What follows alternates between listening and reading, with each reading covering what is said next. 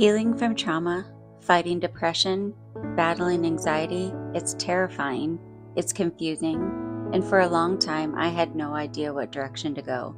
I thought I was healing, but I was just slipping deeper into a rabbit hole. There's no certificate when you finish a stage of healing, no roadmap, no step-by-step guide. I was given a lot of advice, but most of it wasn't working for me, and that made me feel worse, like I was doing it all wrong. Every time I tried to explain what I was going through, I'd walk away feeling misunderstood, like the words didn't land the way they lived in my heart. I realized I wasn't telling my story to heal.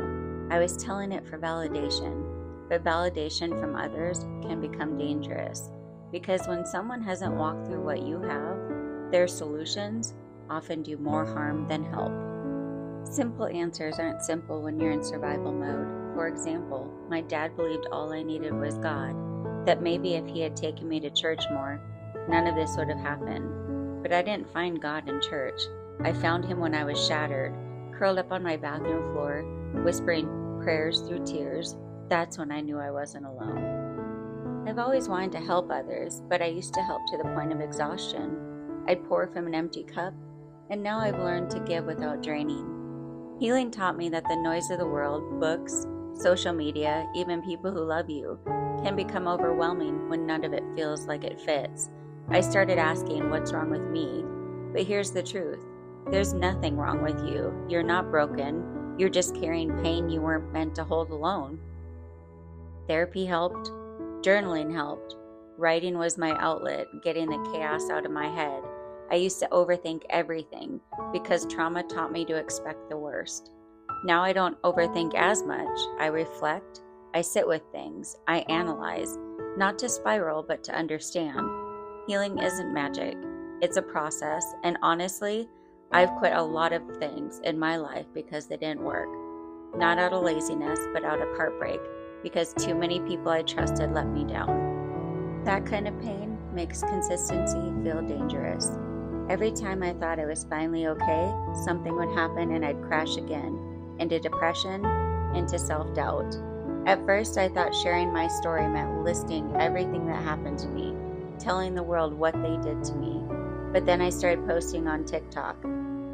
Small places, quiet truth, and I saw something shift.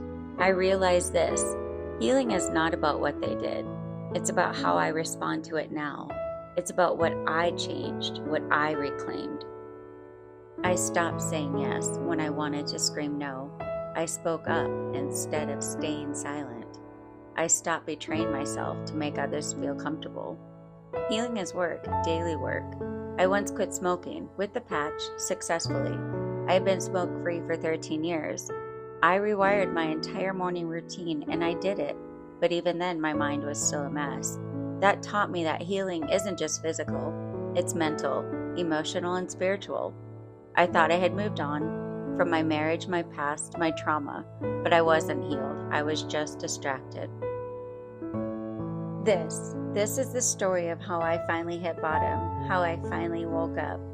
I'm not fully healed. I'm not sure if anyone ever really is, but I'm in a better place than I've ever been. And for the first time, I believed I deserve peace. I'll be sharing what helped me, what didn't, how I fell apart, how I got back up, and how I learned to finally choose myself. This is not a how-to guide. It's not a highlight reel. This is my real story. And if you felt like a lost cause too, I hope it reminds you, you're not. You're just beginning. Let's begin together.